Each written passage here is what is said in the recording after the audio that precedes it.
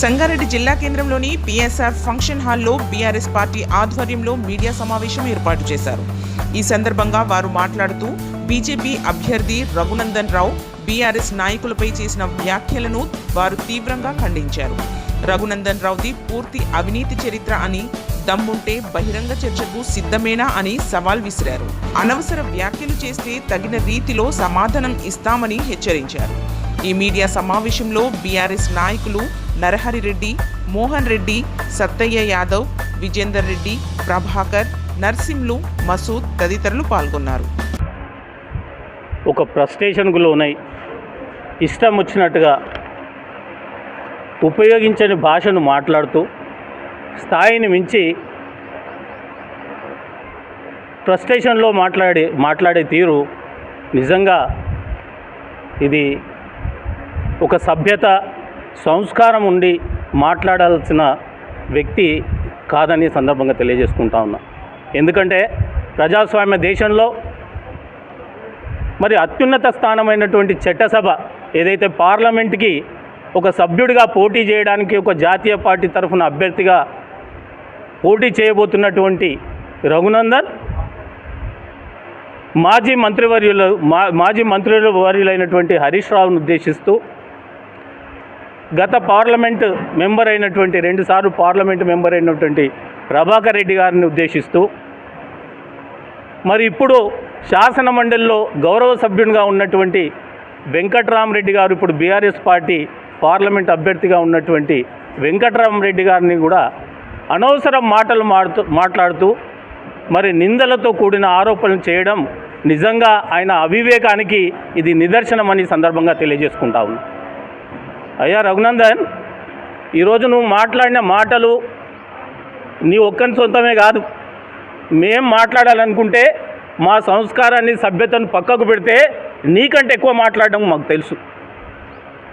కానీ ఒక సభ్యత, ఒక క్రమశిక్షణ, రాజకీయ పార్టీలలో ఉన్నటువంటి అందరం కూడా రాజకీయ విలువలతో ఉండాలి. కాబట్టి ఏదన్నా విమర్శ చేస్తే సద్విమర్శ ఉండాలి, ఓ సంస్కారవంతంగా ఉండాలి.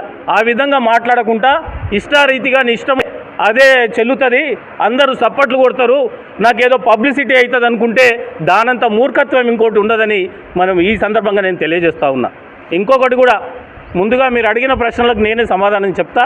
ఇంతకు మొదలు మా సోదరులు సత్య యాదవ్ కానీ, మోహన్ రెడ్డి అన్న కానీ, ఇక్కడ ఉన్న వాళ్ళందరూ కూడా ఇప్పుడు మాట్లాడడం జరిగింది. నీవు గతంలో నీ పాత్ర ఏంది, నువ్వేంది, ఇటు ముఖ్యంగా పటాన్చెరు నియోజకవర్గంలో కానీ, సంగారెడ్డిలో కానీ నీ గురించి తెలియని వాళ్ళు ఎవరు లేరు. నువ్వేంది, నీ బతికేంది అందరికీ తెలుసు. పోతే గత 2 పర్యాయాలు మరి పార్లమెంటు సభ్యునిగా ఉన్నటువంటి ప్రభాకర్ రెడ్డి ఎన్నడన్నా పార్లమెంట్లో మాట్లాడిండా, ఆయన పార్లమెంటు కాన్స్టిట్యున్సీలో ఏమన్నా చేసిండా అని నువ్వు కామెంట్ చేసినావు నిన్న. అయ్యా, నువ్వు చదువుకున్న ఒక సీనియర్ వకీల్ని అంటావు, వకాల ద్వారానే కోట్లు సంపాదించిన అని చెప్పుకున్నావు నువ్వు మొన్న. నీకు గీ పరిజ్ఞానం లేదంటే, నాకు గీ ఇంగితం లేదంటే నాకే ఆశ్చర్యం అనిపిస్తుంది. ఇప్పుడున్న టెక్నాలజీ, ఇప్పుడున్న సిస్టమ్ ద్వారా ఏ పనులు ఎవరు చేసారు అనేది కామన్ పబ్లిక్ కూడా తెలిసిపోతూ ఉంది. జస్ట్ గూగుల్లోకి పోయి, గూగుల్ ఎంటర్లోకి పోయి లోక్సభ మెంబర్స్ అని నువ్వు నేమ్ ఇస్తే ఆల్ మెంబర్స్ యొక్క లిస్ట్ వస్తుంది. అందులో సర్చ్ యాజ్ కొత్త ప్రభాకర్ రెడ్డి అని కొడితే ప్రభాకర్ రెడ్డి గారు ఎప్పుడెప్పుడు ఏమేమి మాట్లాడిండు, ఏ డేట్లో ఏమేం క్వశ్చన్స్ రైజ్ చేసిండు అనే విషయం పూర్తిగా మరి వస్తుందనే విషయం నీకు తెలియకపోవడం నిజంగా బాధాకరం. మరి 16వ లోక్సభలో 376 ప్రశ్నలు అడిగిండనేది మీకు ప్రత్యేకంగా నిదర్శనంగా కనబడుతుంది. నేను చూపిస్తా. 17వ లోక్సభలో 332 క్వశ్చన్లు రైజ్ చేసిండు. ఇదంతా సాక్ష్యం, మేము ప్రింట్ తీసినాం ఆన్లైన్లో. ఏ క్వశ్చన్లు, ఏ బడ్జెట్ మీద ఎప్పుడెప్పుడు మాట్లాడిన దానికి అనేది ఇది ప్రత్యక్ష నిదర్శనం. మరి నీకు గీ ఇంగితం కూడా లేకపోతే మరి నిన్ను ఆ జాతీయ పార్టీ అభ్యర్థికి ఎట్లా పెట్టిందో నాకైతే అర్థమవుతలేదు. నీకు మచ్చు కొన్ని ఉదాహరణలు చెప్పమంటే నేను చెప్తా. 15వ తారీఖు మార్చ్ 2022 లోపల యూనియన్ బడ్జెట్కు సంబంధించిన విషయంలో మీద, రైల్వే బడ్జెట్ మీద మరి మాట్లాడింది డేట్తో సహా చెప్తున్నా, ఒకసారి గూగుల్లోకి పోయి సెర్చ్ చేసుకో. ఈ విధంగా చెప్పుకుంటూ పోతే చాలా ఉన్నాయి. 18 మార్చి 2021లో యూనియన్ బడ్జెట్ విషయంలో కూడా అప్పుడు కూడా union territory of Jammu Kashmir గురించి 2020-21లో బడ్జెట్ మీద దీని మీద కూడా మాట్లాడిన సందర్భం కొత్త ప్రభాకర్ రెడ్డి గారు. నువ్వు తెలుసుకో ఈ విషయాలన్నీ. నీకు ఇంకా తెలియకపోతే నిన్న మాట్లాడుతున్నావు కదా, ఒక్కసారి గూగుల్లోకి పోయి సెర్చ్ చేసుకో అని ఈ సందర్భంగా తెలియజేస్తున్నా. అదేవిధంగా 16/3/2021 పబ్లిక్ ఇంపార్టెన్స్ విషయం మీద కూడా డిస్కషన్. ఈ విధంగా చెప్పుకుంటూ పోతే ప్రతి ఒక్క దాని మీద ఆయన టోటల్గా 17వ లోక్సభలో 332 క్వశ్చన్స్ రైజ్ చేసిండు, మాట్లాడిండు.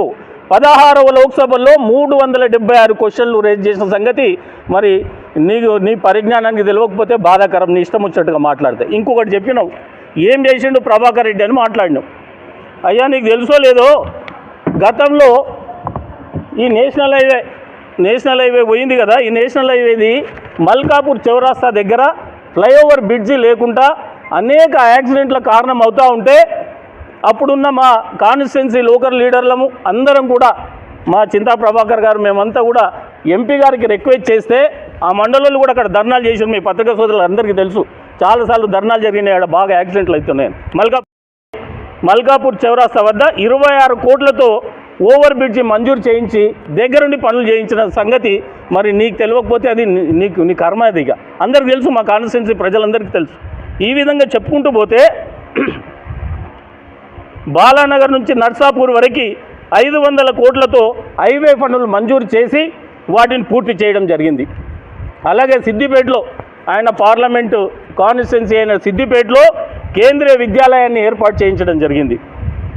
నేషనల్ హైవే 44పై తూప్రాన్ దగ్గర నాగులపల్లి బ్రిడ్జి పూర్తి చేయడం జరిగింది ఆయన హయాం లోపల. నాగాపూర్ హైవే 44పై lighting, service road, accidental prevention lights కూడా ఏర్పాటు చేసి వాటిని శాంక్షన్ చేయించి పూర్తి చేయించడం జరిగింది. ఈ విధంగా చెప్పుకుంటూ పోతే కొత్త రైల్వే లైన్ కోసం లోక్సభలో కొత్త ప్రభాకర్ రెడ్డి గారు మాట్లాడడం జరిగింది ఆయన పార్లమెంట్ స్థానం.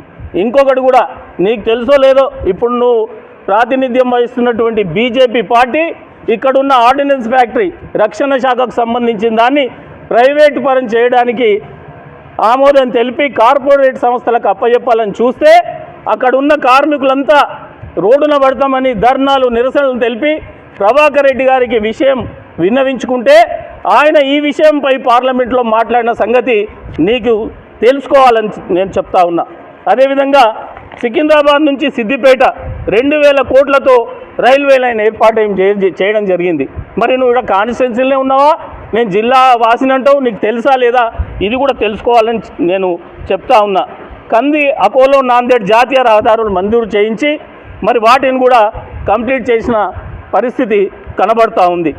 దుబ్బాక, నువ్వు ఎమ్మెల్యేగా గతంలో పనిచేసిన దుబ్బాక బస్ స్టాండ్ పునర్నిర్మాణం చేసి బస్ స్టాండ్ని అద్భుతంగా తయారు చేసిన పరిస్థితి ప్రభాకర్ రెడ్డి అని తెలుసుకోవాలంటున్నా. ఎందుకు చెప్తున్నానంటే ఒక్క పని కూడా చేయలే, ఒక్కరోజు కనబడలే, పార్లమెంట్లో ఒక్కరోజు మాట్లాడిన సందర్భం లేదని మాట్లాడినావు. కాబట్టి కనీసం నీకు ఆ గూగుల్లో సెర్చ్ చేయనీకనన్నా వస్తుందో లేదో, చదవనీకనన్నా ఓపిక ఉన్నదో లేదో, ఎందుకంటే మైక్ పట్టుకుంటే ఒర్రుడే తెలుసు, నీకు ఇంకోటి తెలియదు. కాబట్టి కనీసం నీకు ఈ విధంగానన్నా తెలియజేయాలని నేను తెలియజేస్తా ఉన్నా. 6 లైన్ రోడ్ మంజూరు చేయించి సర్వే అయింది, పనులు కూడా స్టార్ట్ కాబోతూ ఉన్నాయి. మరి ఈ విషయం కూడా నువ్వు తెలుసుకోవాలి. బిహెచ్ఎల్ దగ్గర బ్రిడ్జి నిర్మాణం పనులు కొనసాగుతూ ఉన్నాయి. మరి ఇంకొక విషయం తెలుసో లేదో, ప్రభాకర్ రెడ్డి గారి సొంత నిధులతో యువకులకు, విద్యార్థులకు లైసెన్సు, హెల్మెట్స్ అందడం జరిగింది. మరి ఈ విధంగా ప్రజా సంక్షేమం కోసం ఎల్లప్పుడూ తప్పిస్తూ రాష్ట్ర ప్రభుత్వంలో ఉన్నటువంటి, అధికారంలో ఉన్నటువంటి తెలంగాణ ప్రభుత్వం వారి సూచనల మేరకు, ముఖ్యమంత్రి గారి సూచనల మేరకు కూడా మరి గజ్వేల్ కాన్స్టిట్యున్సీలో అనేక అభివృద్ధి పనులు దగ్గరుండి పర్యవేక్షించిన పరిస్థితి నువ్వు తెలుసుకోవాలని ఈ సందర్భంగా నేను చెప్తా ఉన్నా. ఇక ఇంకొకటి, మన వెంకట్రామరెడ్డి గారి మీద మాట్లాడడం జరిగింది. ఏడికెళ్ళి తెచ్చిచ్చిండు, కలెక్టర్గా ఉండి సంపాదించిండని. దాని మీద మా సోదరులు ఇంతకుముందు చెప్పారు, కానీ నేను కూడా ఒక క్లారిటీ ఇవ్వదలుచుకున్నా. వెంకట్రామరెడ్డి గారిది ఉమ్మడి ఫ్యామిలీ, ఉమ్మడి కుటుంబం. వాళ్ళలో చాలామంది కన్స్ట్రక్షన్ ఫీల్డ్లో, రియల్ ఎస్టేట్ ఫీల్డ్లో చాలా రోజుల నుంచి మన జిల్లాకు అయిన ప్రాజెక్ట్ డైరెక్టర్గా రాకముందు నుంచి కూడా వాళ్ళు కన్స్ట్రక్షన్ బిజినెస్లో ఉన్నారు. వాళ్ళు గతంలో జాగీర్దారులు, అంటే జమీందారులు, భూస్వాములు. వాళ్ళు ఏం లేనోడవు అంగిలాగేసుకొని పటాన్చెరు వచ్చిన నీకే ఇవాళ 1000 కోట్లకు నువ్వు అందినవు, 10 కోట్లతో విల్లా కొన్నావు. ఏడికెళ్ళి వచ్చినాయి నీకు డబ్బులు? నువ్వు చెప్పు. నువ్వు చెప్తావు నేను వకాలత్ ద్వారా కష్టపడి సంపాదించిన అని. సంగారెడ్డిలో నీకంటే తీసుమార్కున్న వకీళ్ళు ఎవరు లేరా? పెద్ద పెద్ద సీనియర్లు, మేధావులు ఉన్నారు ఇక్కడ. మరి ఎవరికి కూడా నీలాగా ఆస్తులు రాలేదులే వకాలత్లు అంతకాలం సంపాదించే పరిస్థితి కూడా ఉంటుందా? ఇంకొక విషయం కూడా, అసలు నువ్వు సెక్యులర్వా మతోన్మాదివా? ఫస్ట్ ఇది చెప్పాలి నువ్వు ఏడన్నా పోతే. గతంలో అసౌద్దీన్ ఓవైసీకి సరే బెయిల్ ఇప్పించినావు, వకీలుగా నా ధర్మం నేను చేసిన అని మాట్లాడినాం. మరి ఏ వకీలు కూడా బెయిల్ ఆర్డర్ పట్టుకొని జైలు దగ్గరకు పోయి గేట్ కాడ బెయిల్ ఆర్డర్ పట్టుకొని వంగి సలాములు కొట్టి మస్కా కొట్టిన పరిస్థితులు అయితే ఎక్కడ కూడా లేదు. మరి సీనియర్ వకీలను, పెద్ద వకీళ్ళు అని చెప్పుకుంటావు. నువ్వు పోయి ఆయన ప్రాపకం కోసం, ఆయనకు మస్కా కొట్టడం కోసం మరి బెయిల్ ఆర్డర్ పట్టుకొని బెయిల్ ఇప్పించిన పరిస్థితి. బహుశా ఇక్కడ ఉన్న కరడుగట్టిన చాలామంది మాట్లాడతారు, బీజేపీ నాయకులు నిన్న నవ్వుతూ ఉన్నారు. మీరు ఆ ఇంగితం ఉండాలి. మరి ఓవైసీకి బెయిల్ ఇప్పించి ఈరోజు పక్కన వెనక శ్రీరాముని బొమ్మ, ఒక పక్కకు శ్రీరాముని బొమ్మ, ఒక పక్కకు ఆయన బొమ్మ పెట్టుకొని నేను బీజేపీ వాదిని, హైందేవాదిని అని చెప్పుకుంటా డబ్బా కొట్టుకుంటా ఉన్నావు. దయచేసి మీరు ఇది గమనించాలని నేను కోరుతా ఉన్నా. నేను అందుకే అడుగుతా ఉన్నా, అసలు నువ్వు సెక్యులర్ వాదివా మతోన్మాదివా? ఫస్ట్ అది చెప్పాలి పబ్లిక్. గుర్తెరిగి మాట్లాడు రఘునందన్. నువ్వు ఇంకా మాట్లాడుకుంటూ పోతే మా సత్యన్న చెప్పినట్టుగా దా, నువ్వు దమ్ముంటే ధైర్యం ఉంటారా? వాళ్ళెందుకు మేము వస్తాం దా, మేము కూడా నీతో పాటు ఉద్యమంలో పనిచేసినాం కదా. నీకు ఎక్కడొచ్చిందే ప్రేమ? ఈరోజు మా సత్యన్న గురించి మాట్లాడుతూ ఉన్నావు, ఆయనకి ఇచ్చేది ఉండే టికెట్ అని.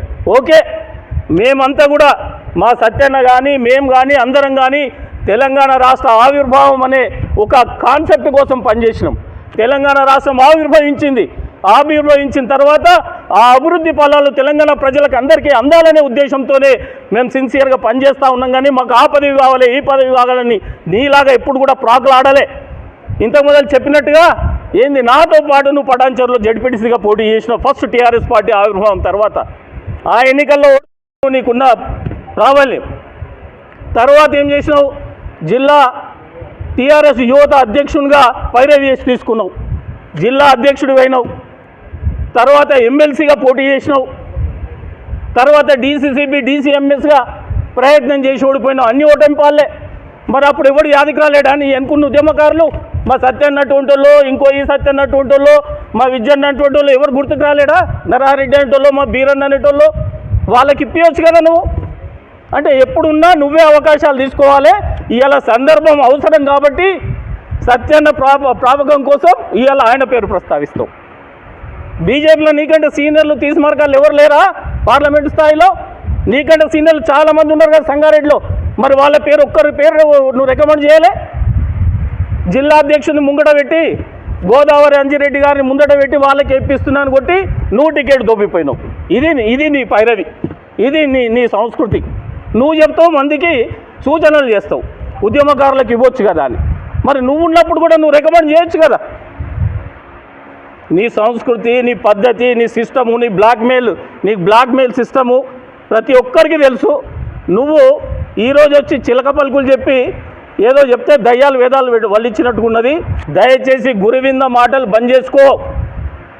సభ్యత సంస్కారంతో కూడి విలువలతో కూడుకున్న రాజకీయాలు చేయి, విలువలతో కూడుకున్న మాటలు మాట్లాడు.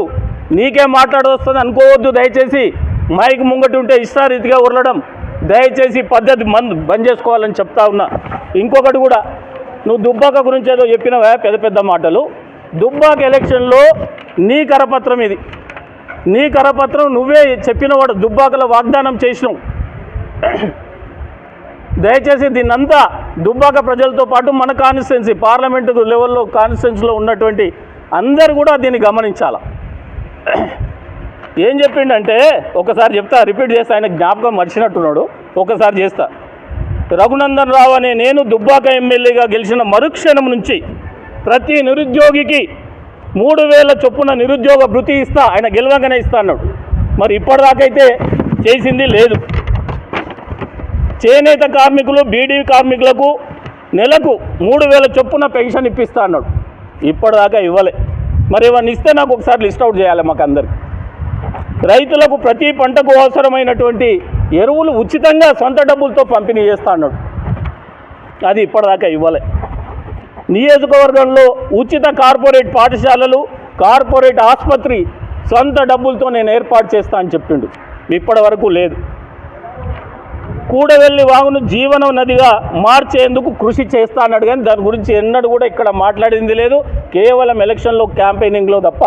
దానికి కొత్త ప్రభాకర్ రెడ్డి గారు వారి సొంత నియోజకవర్గం కాబట్టి, పార్లమెంట్ సభ్యునిగా ఆయన బాధ్యత కాబట్టి, ఆయన ముఖ్యమంత్రి గారిని ఒప్పించి సొంత నిధులు అక్కడి నుంచి నిధులు తెప్పించి కూడవెల్లి వాగును రిపేర్ బడ్జెట్ కేటాయించి అభివృద్ధి చేసిన సంగతి మరి నీకు తెలవాలా. నిరుద్యోగులకు, మహిళలకు ప్రతి మండలంలో స్కిల్ డెవలప్మెంట్ యాక్టివిటీస్ చేయిస్తా అన్నాడు. ఇప్పటి వరకు ఒక్కటి కూడా ఇచ్చింది లేదు. స్వయం ఉపాధి పొందే వారికి ఉచిత శిక్షణ ఇస్తా అన్నాడు. అది కూడా ఎక్కడ కనబడలే. ఆయన చేసిన ఇప్పుడు 4 సంవత్సరాలంటే కాదు నేను 3 సంవత్సరాల చిల్లరనే నేను పనిచేసిన అన్నాడు. ఆ 3 సంవత్సరాలలో కూడా ఎన్నడూ ఒక్కరోజు కూడా పెట్టింది ఎరగం. దుబ్బాక పట్టణానికి ఔటర్ రింగ్ రోడ్ ఏర్పాటు చేయిస్తా అన్నాడు. ఇప్పటి వరకు కాలే. మరి ఇంకా ఎదురు చూస్తున్నారు వాళ్ళు. మిరుదొడ్డి చేగుంటలకు డిగ్రీ కళాశాలలు ఏర్పాటు చేయిస్తా అని చెప్పిండు. ఇండ్లు ఇచ్చినాయి, ఆయన ఇచ్చినాయి ఇవన్నీ హామీలు. దుబ్బాక నియోజకవర్గంలో నూతన పరిశ్రమల ఏర్పాటు, నిరుద్యోగ యువతకి ఉపాధి, అది ఇప్పటి వరకు లేదు. ఇంకొక ముఖ్య విషయం ఏంటంటే నిరుపేద అమ్మాయిల వివాహానికి పుస్తెమెట్టలు, ఒక జత పెండ్లి బట్టలు 7 మండలాల్లో పెడతా అన్నాడు. 7 మండలాల్లో కూడా ఇప్పటికి పెట్టింది లేదు. ఎంతమందికి ఇచ్చిండు దయచేసి ఒకసారి లిస్ట్ అవుట్ చేయాలని మేము అడుగుతా ఉన్నాం. చెరువులను పర్యాటక కేంద్రాలుగా కాకుండా ఉత్పాదక రంగంగా ఊరికి వ్యవసాయ రంగానికి మాకు దుబ్బాక నియోజకవర్గంలో కనబడలేదు. ప్రతి గ్రామానికి ధాన్యం ఆరబోయుటకు సిమెంట్ కళ్ళాలను ఏర్పాటు చేస్తామన్నాం. ఇది చేసింది లేదు. స్టేట్ గవర్నమెంట్ పాలసీ ఉండే సెంట్రల్ నిధుల నుంచి ఈ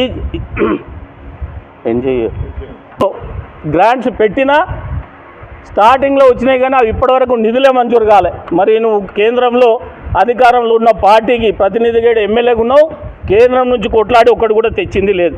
గల్ఫ్ దేశాలకి వలస వెళ్ళిన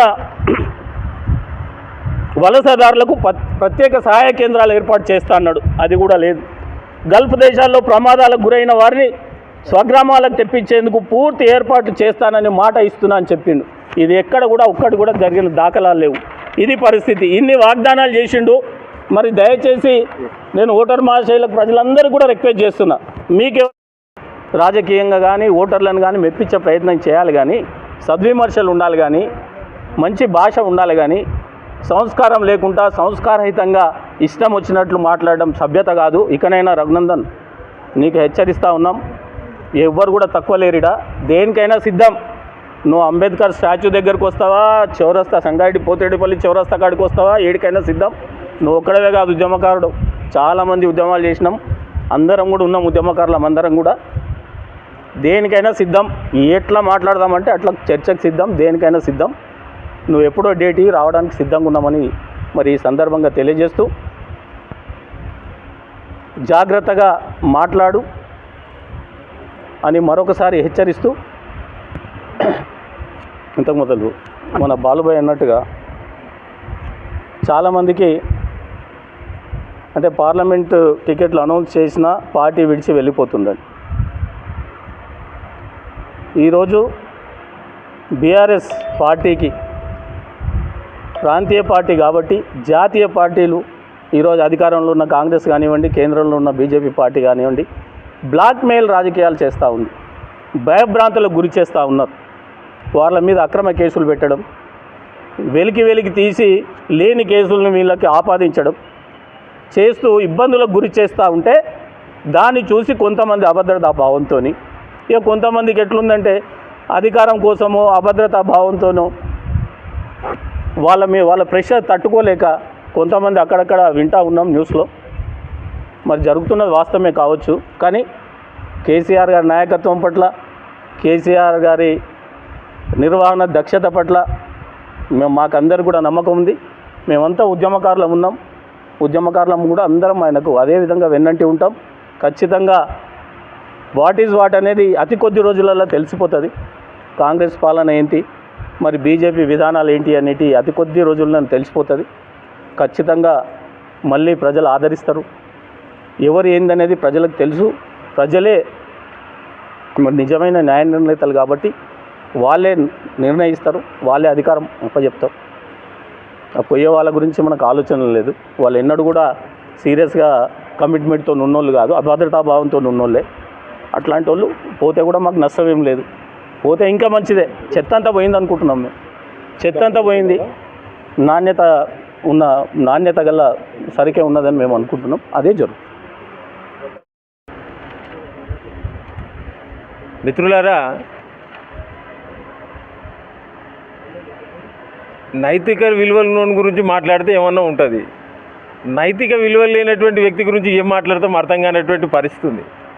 అసలు పిచ్చోడనన్నా, తెలివినోడునన్నా, పరిజ్ఞానాలన్నా అర్థం కానటువంటి పరిస్థితి ఉంది.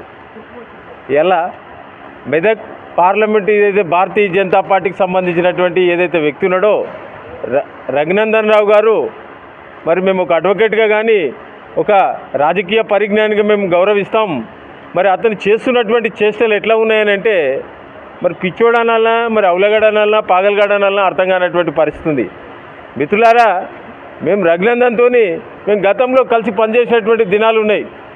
బీఆర్ఎస్కి సంబంధించి అప్పుడు టీఆర్ఎస్ పార్టీలో బిడా మరి నరేరన్న కానీ నేను కానీ ఇక్కడ ఉన్నటువంటి ఉద్యమ పంతా కాలం లోపల ఇలా ఉద్యమాన్ని అడ్డం పెట్టుకొని మరి ఎన్ని అవినీతి అక్రమాలు, ఎన్ని అరాచకాలు చేసినాం అనేటటువంటిది జనంకు తెలుసు. మరి పటంచెరులో ఉన్నటువంటి పారిశ్రామిక వాడలు కూడా అందరికి తెలిసినటువంటి విషయం ఉంది. మిత్రులారా, ఆ వ్యక్తి గురించి ఎక్కువ చెప్పటం కన్నా మరి ఆయన మొన్న మాట్లాడినటువంటి మాటల గురించి మేము చెప్తా ఉన్నాం. మిత్రులారా, ఏదైతే వెంకట్రామరెడ్డి గారు ఐఏఎస్ ఒక ఉన్నత విద్యావంతుడు, ఇవాళ వాళ్ళందరితోని ఇవాళ నువ్వు చేతులు కలిపినటువంటి మాట వాస్తవం కాదా అని చెప్పి నేను ప్రశ్నిస్తూ ఉన్నాను. బిద్దల చెరువు సూరి కానీ, రాయలసీమలో ఉన్నటువంటి వ్యాఖ్యానిస్తులు కానీ, భూకబ్జాదారులతోని స్పష్టంగా కూడా ఇవాళ ఆయన ఉన్నటువంటి ఆధారాలు కూడా మరి ఉన్నటువంటి పరిస్థితి ఉంది. మరి దానికి సమాధానం చెప్తామని చెప్పేసి మేము ప్రశ్నిస్తూ ఉన్నాం. ఈరోజు మేము స్పష్టంగా చెప్తా ఉన్నాం, ఇలా నీతిమాలిన మరి పనికి మాలినటువంటి ముచ్చట్లతో కాకుండా నైతిక విలువలతో ఉన్నటువంటి రాజకీయాలు చెయ్యి రగన్నా అని చెప్పేసి మేము నీకు విజ్ఞప్తి చేస్తూ ఉన్నాం. ఇవాళ నీ అవకాశవాదం గురించి ఇవాళ నువ్వు భారతీయ జనతా పార్టీ అభ్యర్థిగా నిలబడ్డావు. ఇలా మేము ఒకటి అడుగుతూ ఉన్నాం, నీ భారతీయ జనతా పార్టీ మరి అలా పార్టీకి సంబంధించినట్టు ముఖ్యులంటేనే మాకు తెలిసినటువంటి వాస్తవం చెప్తా ఉన్నాం. ఇలా ఆ జిల్లా ప్రెసిడెంట్ ఉన్నటువంటి గోదావరి అంజిరెడ్డి గారికి మరి నువ్వు ఎన్ని పైసలు తీసుకొని ఇప్పించినావు అనేటటువంటిది కూడా అది కూడా ఇవాళ బయటపడవలసినటువంటి పరిస్థితి ఉంది. ఇది నేను అనటలే, భారతీయ జనతా పార్టీకి సంబంధించినటువంటి ముఖ్య నాయకులు వారు మాట్లాడుకుంటే మేము ఉన్న వాస్తవాలు అంటున్నాం. అంటే నువ్వు చేసేటటువంటి అవినీతి అక్రమాలు కానీ, భూకబ్జాలు కానీ మరి ఇవన్నిటినీ చేసుకుంటూ ఇవాళ ఉన్నత విలువలతో కూడినటువంటి ఇవాళ ఏదైతే ఉన్నారో హరీష్ రావు గారిని, వెంకట్రామరెడ్డి గారిని, ఇవాళ ఏదైతే ఉన్నారో కొత్త ప్రభాకర్ రెడ్డి గారి మీద కానీ ఇవాళ కేసీఆర్ కుటుంబంని ఇలా విమర్శించడం అనేటువంటిది చాలా దుర్మార్గమైనటువంటి చర్య అని చెప్తా ఉన్నాను. మిత్రులారా, ఇవాళ బీఆర్ఎస్ సంబంధించినటువంటి అనేకమైనటువంటి అవకాశాలు నీకు ఇచ్చినటువంటి పరిస్థితి ఉంది. మేము ఉద్యమ పంతాలో నరారెడ్డి గారు కానీ, నేను కానీ, ఇక్కడ ఉన్నటువంటి మిత్ర బృందం కానీ మేము పనిచేసినటువంటి కాలంలో కూడా ఆయన ఏదైతే కేసీఆర్ గారు కానీ, హరీష్ రావు గారు కానీ, వాళ్ళ కుటుంబం కానీ ఇలా పట్టంచెరు జడ్పీటీసీగా కూడా నీకు అవకాశం ఇచ్చినటువంటి పరిస్థితి ఉంది. ఆ తర్వాత నీకు ఎమ్మెల్సీగా కూడా అవకాశం ఇచ్చినటువంటి పరిస్థితి ఉంది. తర్వాత సహకార డీసీసీ ఎంఎస్లో కూడా నీకు అవకాశం ఇచ్చినటువంటి పరిస్థితి ఉంది. ఏం మాట్లాడతావు? నీకు తరిక ఉన్నదా? ఎమ్మెల్సీ సత్యనారాయణ గురించి మాట్లాడేటటువంటి హక్కు నీకు ఎక్కడిది ఉందని చెప్పి నేను అడుగుతా ఉన్నాను. అయ్యా, నీళ్లు నువ్వే చక్క పెట్టుకొని ఇక శాతనైతే లేదు, నువ్వు చేసే భూకబ్జాలు ఎక్కడ బయటపడతాయని చెప్పి ఏదో ఊరోడో హుషేన్ గారు మీరు చూస్తే హుషేన్ గారు పోయి మసీద్ ముట్టిన చందంగా అక్కడిక్కడ పోయి ఇంట్లో వండుకున్నటువంటి ఎమ్మెల్సీ సత్యనారాయణ పానం బాగలేక ఆయన దాఖల్లో ఉంటే ఆయన గురించి ఇలా నువ్వు చర్చ పెట్టడం భావ్యమా అని అన్నందుకు రఘునందన్ రావు ఇష్టం వచ్చినట్టు హరీష్ అన్న మీద మాట్లాడు బండబూతులు తిట్టినందుకు రఘునందన్ ఒక మన హరీష్ అన్నను కొత్త ప్రభాకర్ రెడ్డిని తిట్టేంత కెపాసిటీ లేదు. ఆయనకు అంత అర్హత కూడా సంగారెడ్డి ప్రజలకు మరియు పుట్టంచెరువు ప్రజలకు. రఘునందన్ గురించి అంతా తెలుసు. సైకిల్ మీద తిరుగుతుండే ఎవరినైనా పనికిరానోళ్ళే కేసులు పట్టుకొని మర్డర్ కేసులు అవి కనుక 10,000 రూపాయలు అవసరం ఉంటే 10,000 తీసుకొని అట్లా చేసిన మనిషి నాకు తెలుసు రఘునందన్. నేను మంచి ఏజ్లో ఉన్నప్పుడు నాది ఫుల్ దాదాగిరి నడుస్తుంది. రఘునందన్ రావు తిరుగుతుండే. ఇప్పుడు మా కంటి కేసులు కూడా కొన్ని చేసిండు. ఆయన చేసింది ఏం లేదు, పీకింది ఏం లేదు.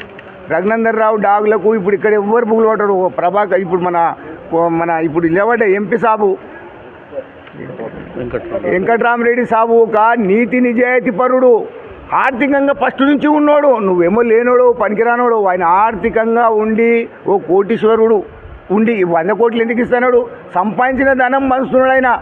అర్థం చేసుకో. వ్యవసాయం చేసి కష్టం చేసి ప్రతి ఒక్క బిజినెస్ చేసిండు, సాత్ ఇచ్చిండు కాబట్టి పంచుతున్నాడు. ఏం దొంగతనం చేయలేదు, లంచాలు తీసుకో. లంచాలు చేస్తే ఇంతవరకు ఎవరో రేడ్ చేస్తుండ్రు, ఇది చేసి అంతా ఇది చేస్తుండ్రు. కానీ నీకు అంత అర్హత లేదు. ఇప్పటి సంది కూడా నువ్వు ఒకవేళ గిట్ట పనికిరాని మాటలు మాట్లాడితే నేను రోడ్డు మీద కూడా తిరగనీయం. నీ అసెంత నువ్వు బీజేపీ నుండి పీకింది ఏంది, చేసింది ఏంది? నువ్వు ఏం చేసినావు? 3,000 రూపాయలు ఇస్తావు ప్రతి ఒక్క వ్యక్తికి. నిరుద్యోగ వృత్తి లేదు. వృద్ధాప్య ముసలోళ్ళకు కూడా, వికలాంగులకు కూడా పింఛన్ ఇస్తానా లేదు. చెరువులు సుందరీకరణ చేసి పంట పొలాలకు వెళ్ళి సుందరీకరణ లేదు. ఒక 10 రూపాయలు కూడా దుబ్బాకకు శాంక్షన్ చేయలేడు. రూలింగ్ నుండి సెంట్రల్కి వెళ్ళి ఏం తీసుకురాలేడు. ఇంత చేస్తాను పెద్ద పెద్దగా నరికి ఇది అన్నీ చేసి పనికిరాని మాటలు మాట్లాడి దాదాగిరి గిదగిరి నడవది. కానీ ఇంతకే ఉండు నువ్వు. ఒకవేళ విచ్చలవిలుగా మాట్లాడితే నీకు తగిన గుణపాఠం చెప్తాం. ఈ అవకాశం ఇచ్చిన అందరికీ నమస్కారం. Thanks for watching NV News. Please like, share, and don't forget to comment. Please subscribe our channel and press bell icon.